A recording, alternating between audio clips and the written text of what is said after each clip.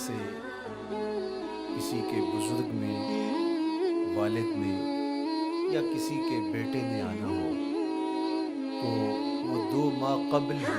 آنکھیں فرش راہ کیے ہوتے ہیں اور گن گن کے دن گزار رہے ہوتے ہیں، اور جو ہی لمحے قریب آتے ہیں تو پھر گھڑیاں اور ساعتیں بھی گنی جاتی ہیں۔ بار بار گھڑی دیکھتے ہیں، ابھی تک پہنچے نہیں، جبکہ یہ طے ہے کہ 5:02 پہ فلائٹ اترے گی۔ تو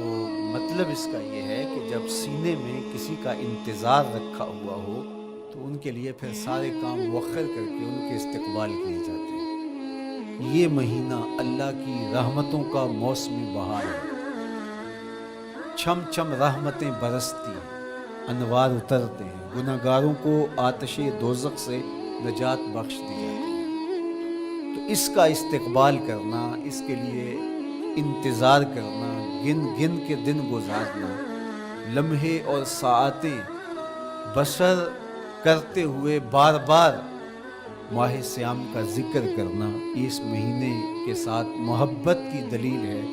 اور اس مہینے کے ساتھ محبت اللہ سے محبت کی دلیل ہے۔ اس لیے اس مہینے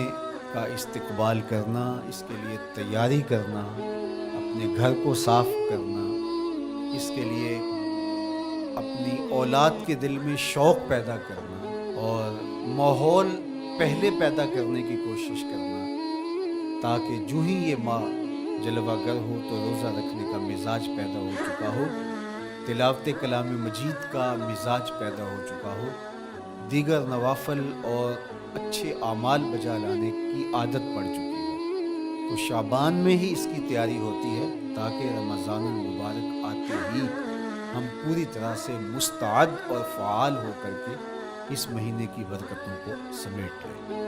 اللہ کے محبوب علیہ السلام نے ارشاد فرمایا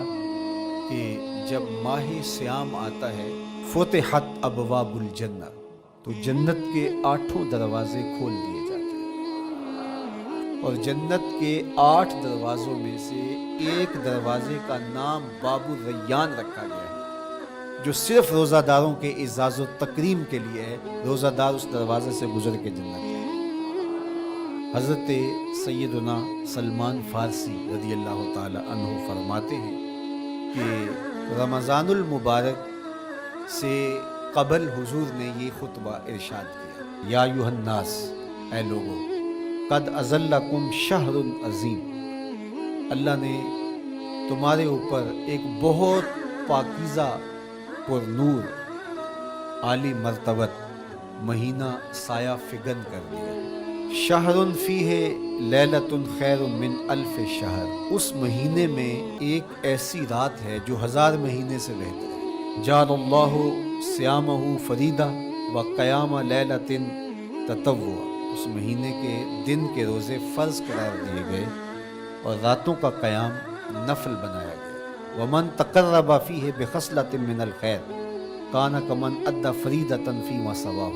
ایک نفل کا ثواب ایک فرض کے برابر اس مہینے میں کر دیا جاتا ہے۔ ومن ادی فریدۃ کان کمن ادی 70 فریدۃ فیما سواہ، اور اگر کوئی ایک فرض ادا کرتا ہے تو اس کو 70 فرائض کا ثواب ملتا ہے۔ وہو شہر الصبر، یہ مہینہ صبر سکھاتا ہے، ہونے کے باوجود بھی انسان تناول نہیں کرتا۔ ٹھنڈا میٹھا مشروب میسر ہے اور زبان کانٹا بن گئی، حلق خشک ہو گیا، لیکن اس کے باوجود بھی ایک گھونٹ حلق سے نیچے اتارنے کا روادار نہیں ہوتا۔ تو یہ صبر کی عادت ڈالتا ہے۔ اور سنو، صبر کا ثواب جنت ہے۔ وشہر المواسات، اور یہ ہمدردی کا مہینہ ہے، باہمی پیار کا مہینہ ہے، الفتیں بانٹنے کا مہینہ ہے، نرم دلی کا مہینہ ہے، ایک دوسرے کے احساس کا مہینہ ہے۔ جب کوئی شخص بھوک اور پیاس کاٹتا ہے تو اس کو پھر محسوس ہوتا ہے، بالخصوص امراء، کہ بھوک کیا بلا ہوتی ہے، اور جو نان شبینہ کو ترستے ہیں اور جنہیں کھانا میسر نہیں آتا، ان کی زندگیاں کتنی تلخ ہوتی ہیں۔ تو بھوک اور پیاس احساس پیدا کرتی ہے۔ وشہر یزاد فیہ رزق المومن، اور یہ ایسا مبارک مہینہ ہے جس میں مومن کا رزق بڑھا دیا جاتا ہے، غرباء تک بھی اللہ کی نعمتیں وہ پہنچتی ہیں جو عام دنوں میں ان کو میسر نہیں ہوتی، اور امراء بھی نعمتوں کا لطف لیتے ہیں، اس لیے کہ بھوک کاٹنے کے بعد جب ان کو نعمت میسر آتی ہے تو پھر انہیں احساس ہوتا ہے۔ وَمَنْ فَطَّرَ فِيهِ صَائِمًا كَانَ مَغْفِرَةً لِذُنُوبِهِ، جس نے روزہ دار کا روزہ افطار کروایا، یہ افطاری گناہوں کی مغفرت اور آتش دوزخ سے گردن کی آزادی کا مجدہ جاں فضا بن جائے گا۔ وَكَانَ لَهُ مِثْلُ أَجْرِهِ مِنْ غَيْرِ أَنْ يَنْقُصَ مِنْ أَجْرِهِ شَيْءٌ، اور روزہ افطار کروانے والے کو روزہ رکھنے والے جتنا اجر ہی دیا جائے گا، لیکن روزہ رکھنے والے کے اجر میں بھی کوئی کمی نہیں واقع ہوگی۔ تو صحابہ کا تو دل تڑپنے لگا کہ یہ کتنی بڑی بات ہے۔ انہوں نے کہا اے اللہ کے پیارے رسول صلی اللہ علیہ وسلم، ہم میں سے تو ہر بندہ یہ طاقت نہیں رکھتا کہ روزہ دار کو روزہ افطار کروا دے، تو یہ تو پھر اہل زر ہی یہ سعادت حاصل کر پاتے ہیں۔ حضور نے ارشاد فرمایا یؤتی اللہ ھذا الثواب، یہ ثواب اللہ اسے شخص کو بھی عطا کرے گا۔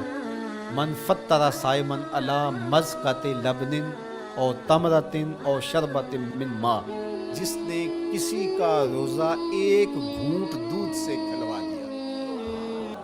یا ایک کھجور سے کھلوا دیا، یا پانی کے ایک گھونٹ سے اس کا روزہ افطار کروا دیا۔ ومن اشبع صائما، اور جس نے صحیح اہتمام کے ساتھ روزے دار کو اچھا کھانا کھلایا، اچھی پرتکلف افطاری دی، سقاہ اللہ من الحوض شربۃ لا یظمأ حتی یدخل الجنہ،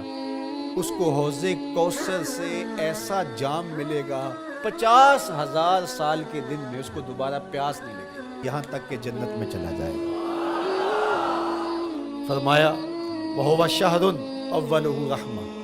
یہ وہ مہینہ ہے جس کے پہلے 10 دن رحمت ہیں، اور اس کا درمیانی عشرہ اوسطہ وہ مغفرت ہے، وآخرہ عتق من النار، اور اس کا آخری عشرہ جو ہے وہ آتش دوزخ سے نجات کا ضامن ہے۔ کہا کہ 4 کام اس مہینے میں کثرت کے ساتھ کرو، وہ 2 خصلتیں، 2 کام جن کے ذریعے سے تم اپنے رب کو راضی کر سکو۔ فشہادۃ اللہ الہ الا اللہ، وہ گواہی دینا ہے لا الہ الا اللہ، وتستغفرونہ، اور تم کثرت سے استغفار کرو، اللہ سے بخشش مانگو، اللہ سے جنت طلب کرو اور دوزخ